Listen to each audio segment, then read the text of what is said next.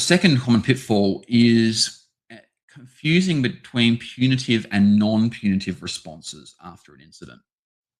Um, when you are responding after an incident, you want to be very clear about whether you are intending something to be punitive, which in some cases is appropriate, um, bullying and harassment, for example, um, or non-punitive.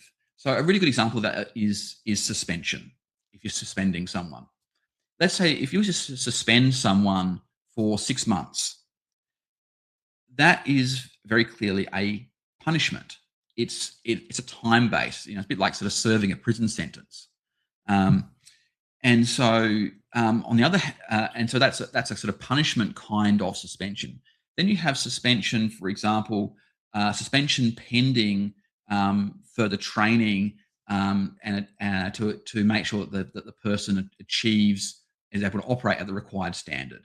So, a pilot, for example, might need to do some additional training and then go through another flight test to check that they're able to operate at the required standard.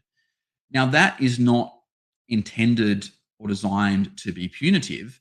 That is designed as a risk management tool to manage any safety risks that have been identified post incident.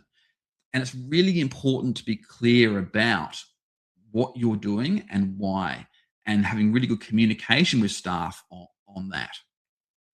It's probably something that is really useful to discuss with staff before there's an incident, and around what actions are likely to be taken in certain circumstances, what the purposes of them are, and to even co-create those kinds of responses with staff and have that dialogue where you can understand what the potential unintended negative consequences of that might be, and do what you can to mitigate those. So, for example, a suspension for further training that might have monetary implications for the person. It might have reputational implications for the person. The way that they are seen by their peers, and so by having those conversations with staff up front, and you can help identify ways that you can mitigate those kinds of impacts of being punitive when you're not intending to be.